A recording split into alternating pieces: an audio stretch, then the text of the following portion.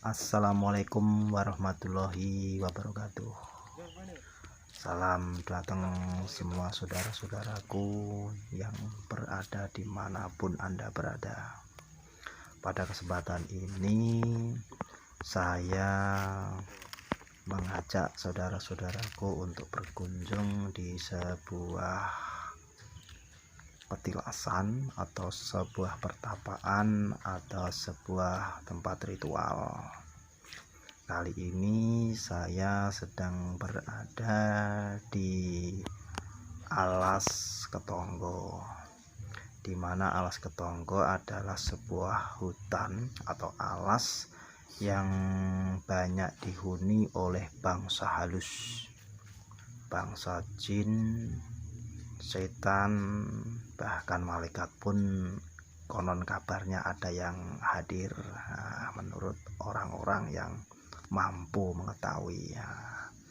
Pada kesempatan ini saya sedang berjalan-jalan bersilaturahmi di sebuah petilasan yang begitu legendaris, yang begitu banyak mengandung mitosnya, mengandung tuahnya, mengandung energi-energi yang banyak sekali, yang begitu kuat energi positifnya, yaitu di sebuah petilasan Eyang Brawijaya V, di mana saat itu Eyang Brawijaya V sedang beristirahat di sini, atau sedang mujahadah atau sedang mendekatkan diri, yang saat ini disebut sebagai Srigati atau peristirahatan.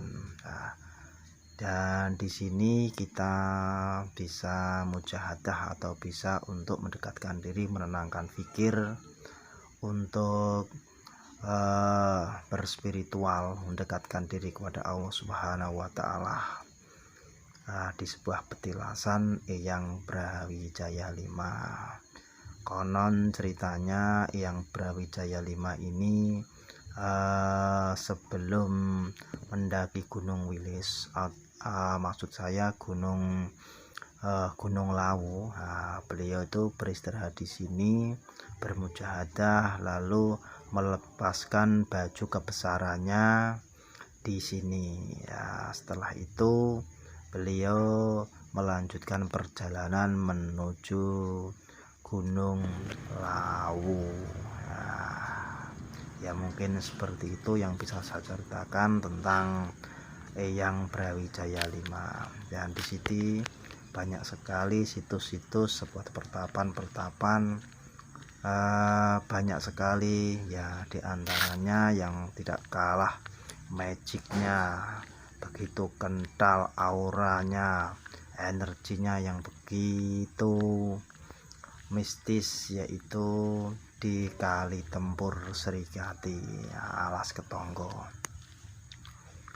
Dan di sini banyak sekali para spiritual, para olah batin, dan para pecinta ilmu, untuk menenangkan diri, mengasah spiritualnya di tempat ini. Banyak sekali di sini, diantaranya ada suatu petilasan, yaitu suatu perkumpulan ini ya, saya kurang paham. Ini adalah suatu petilasan spiritual Elang Semar dan masih banyak lagi petilasan-petilasan di Alas Ketonggo ini ya.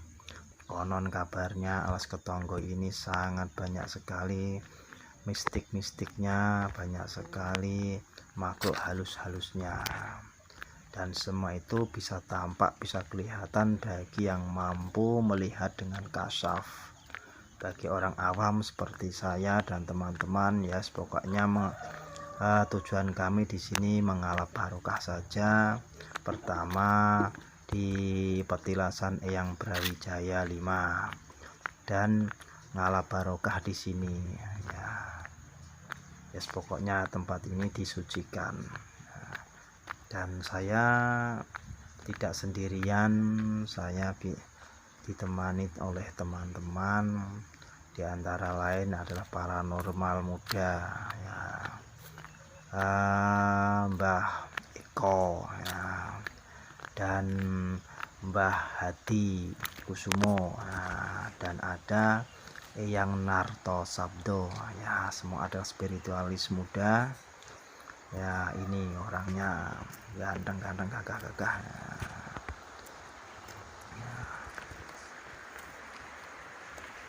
ya. Mungkin kalau soal apa ya, gaibnya saya tidak bisa menceritakan secara luas, secara gamblang. Yes, pokoknya tujuannya kemari ini adalah ngarep barokah saja di Kali Tempur.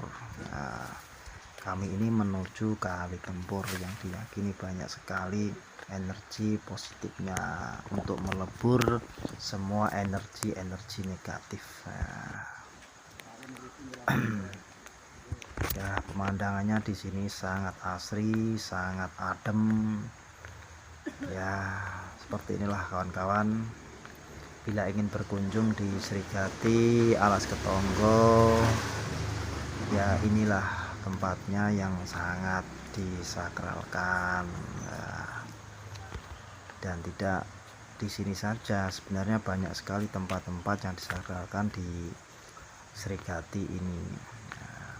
Tapi yang pertama adalah petilasan Eyang Brawijaya, dan yang kedua adalah Kali Tempur ini. Dan masih banyak lagi mitos-mitos yang lain ya, yang sulit dinalar oleh akal.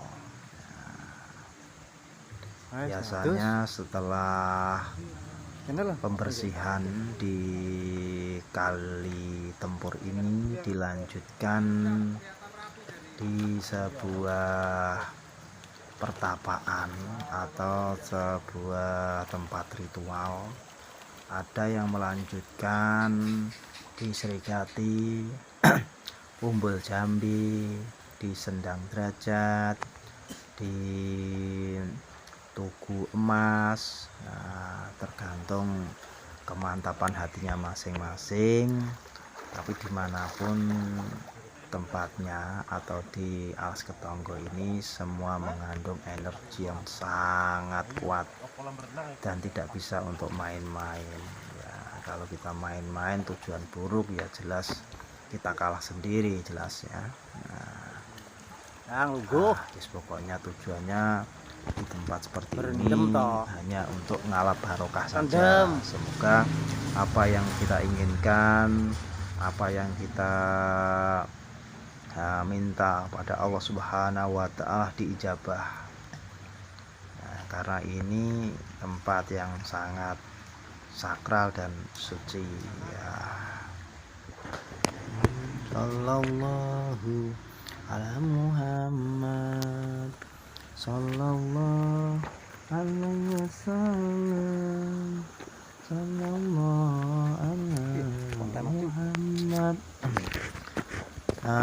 Pada ini saya melanjutkan yaitu di Tugu Emas ya.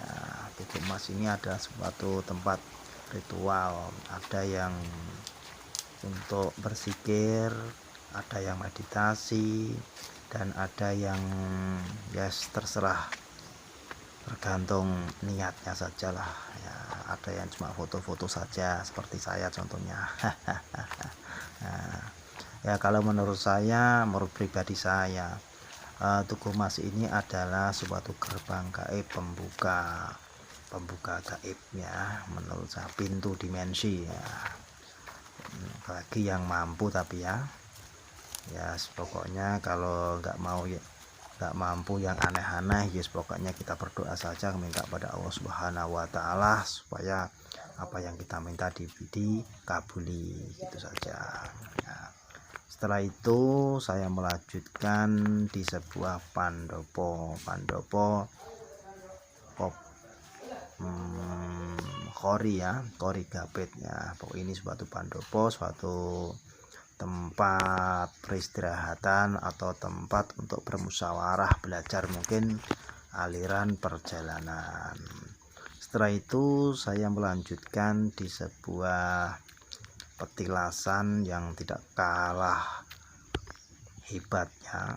Auranya begitu kuat dan begitu sakral, yaitu di petilasan Eyang Singomenggolo ya. Konon kabarnya Eyang Singomenggolo ini adalah seorang prajurit atau seorang patihnya Eyang Brawijaya V pada saat itu ya, yang begitu setia menemani Eyang Brawijaya V sampai ke puncak Lawu ya. Konon kabarnya, wallahu a'lam bishawab.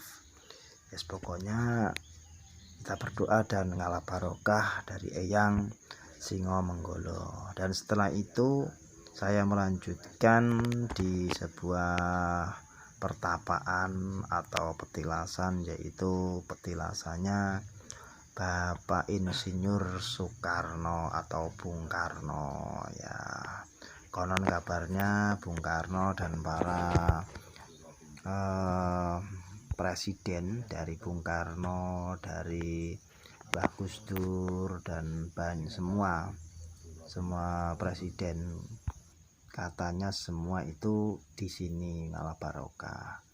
Setelah itu tidak kalah magisnya, yaitu Umbul Jambe yang diyakini adalah petilasan Eyang Heru Cokro dan Sendang Derajat ya. Sekian dari saya. Waalaikumsalam warahmatullahi wabarakatuh. Allahumma sholli ala Muhammad.